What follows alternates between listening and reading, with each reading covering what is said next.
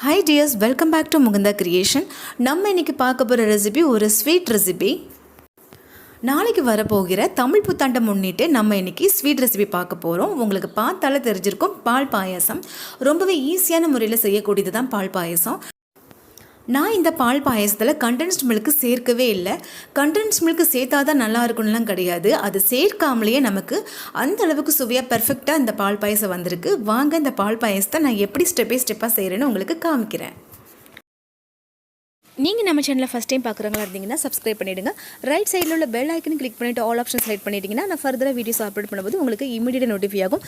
இந்த ரெசிபி உங்களுக்கு பிடித்திருந்தால் லைக் பண்ணுங்கள், ஷேர் பண்ணுங்கள், கமெண்ட் பண்ணுங்கள். ஸ்டவ் ஆன் பண்ணிவிட்டு நம்ம எந்த பாத்திரத்தில் பாயாசம் வைக்க போகிறோமோ அந்த பாத்திரத்தை வச்சுட்டு அதில் 1 மணி நேரமாக ஊற வச்சிருக்கிற ஜவ்வரிசியை சேர்த்துக்கலாம். அதாவது ஊற வச்சு சேர்த்துக்கிட்டோன்னா நமக்கு சீக்கிரமாகவே குக் ஆயிரும். இது ஒரு பக்கம் வேகும்போது நம்ம இன்னொரு சைடு ஒரு கடாயை வச்சுட்டு நம்ம நெய் கொஞ்சமாக சேர்த்துட்டு அதில் நம்ம பாயாசத்துக்கு தேவையானது பொருளை வறுத்துக்க போகிறோம். கடாய் சூடாயிடுச்சு. இப்போ நான் கொஞ்சமாக நெய் சேர்த்துருக்கேன். நெய் சூடானதும் அதில் நான் கொஞ்சமாக முந்திரி பருப்பு எடுத்திருக்கேன். அதையும் நம்ம இதில் சேர்த்துக்கலாம். முந்திரி பருப்பை நம்ம அப்படியே போடுறத விட நம்ம இந்த மாதிரி நொறுக்கி சேர்த்துக்கிட்டோன்னா நமக்கு பாயாசம் இன்னும் டேஸ்ட்டாக இருக்கும். முந்திரி பருப்பு கொஞ்சம் கலர் சேஞ்ச் ஆனதுமே நம்ம அதில் காஞ்ச திராட்சையும் சேர்த்து அதையும் நம்ம ஃப்ரை பண்ணிக்கலாம். நல்லா புஷ்ஷுன்னு வந்துருச்சு. இந்த டைமில் நல்லா ஃப்ளஃபியான பிறகு நம்ம எடுத்துடணும்.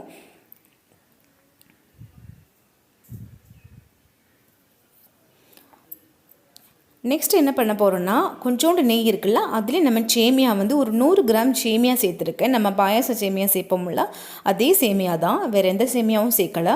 அதை இந்த மாதிரி சின்னதாக நம்ம உடச்சிக்கலாம்.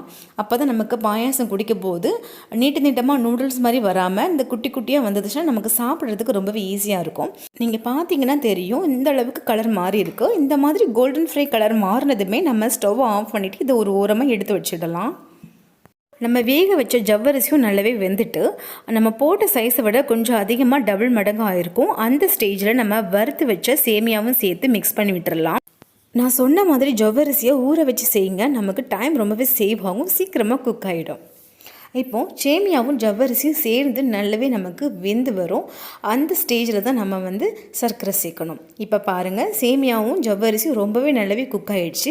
இந்த ஸ்டேஜில் நம்ம எடுத்து வச்சுருக்கிற சீனியும் சேர்த்துடலாம். அதாவது சுகர் உங்கள் இனிப்பு சுவைக்கு தகுந்த மாதிரி நீங்கள் சுகர் சேர்த்துக்கோங்க. இப்போது அதுவும் நல்லாவே மெல்ட் ஆகணும். சுகர் கரைஞ்ச பிறகு தான் நம்ம பால் சேர்க்கணும். நான் எவ்வளோ பால் யூஸ் பண்ணுறேன்னா 600 mlலேருந்து 700 ml வரைக்கும் நான் பால் யூஸ் பண்ணுறேன். அதாவது 3/4 லிட்டர் வரைக்கும் நம்ம யூஸ் பண்ணிக்கலாம். ரொம்பவே கம்மியாக யூஸ் பண்ணால் டேஸ்ட் அவ்வளோ நல்லா இருக்காது. உங்களுக்கு தேவைப்பட்டுச்சுன்னா நீங்கள் கண்டென்ஸ்ட் மில்க் கூட சேர்க்கலாம். பட் கண்டென்ஸ்ட் மில்க் சேர்த்தா தான் டேஸ்ட் வரணும்னு கிடையாது. நீங்கள் பால் கொஞ்சம் அதிகமாக சேர்த்துக்கிட்டிங்கன்னா சுவை இன்னும் அதிகமாக நல்லாயிருக்கும். பால் காய்ச்சாத பால் தான் நான் சேர்த்துருக்கேன். காய்ச்சலாம் சேர்க்க வேண்டிய அவசியம் இல்லை. நம்ம பால் சேர்த்த பிறகு நம்ம அதை நல்லாவே கொதிக்க விடுறோம். அதனால தான் நான் பால் காய்க்கலை. இப்போ நான் கொஞ்சம் எக்ஸ்ட்ராவே பால் சேர்த்துருக்கேன். கடைசியாக 4-5 ஏலக்காயும் தட்டி சேர்த்துக்கிட்டேன். கூடவே நம்ம வறுத்து வச்சுருக்கிற முந்திரி பருப்பும் திராட்சையும் சேர்த்துடலாம். பால் பாயசம் ரொம்பவே தண்ணியாக இருக்கக்கூடாது. ஓரளவுக்கு கொஞ்சம் திக் கன்சிஸ்டன்சியாக இருந்தால் தான் அது டேஸ்ட் நல்லாயிருக்கும். நம்ம இறக்கும்போது ஓரளவுக்கு லிக்விட் பதமாக இறக்கணும். ரொம்பவே தண்ணியாக இருக்கக்கூடாது. அந்தளவுக்கு கொஞ்சம் லிக்விட் பதம் இறக்க சொல்ல நமக்கு ஒரு 10லேருந்து 15 நிமிஷம் கழித்து நம்ம சர்வ் பண்ணும்போது அதோடைய கன்சிஸ்டன்சி கொஞ்சம் திக்காக இருக்கும். ஸோ அதுதான் கரெக்டான பதம். அந்த அளவுக்கு நம்ம சாப்பிட்டா தான் டேஸ்ட்டும் நல்லாயிருக்கும், பார்க்குறதுக்கும் நல்லாயிருக்கும்.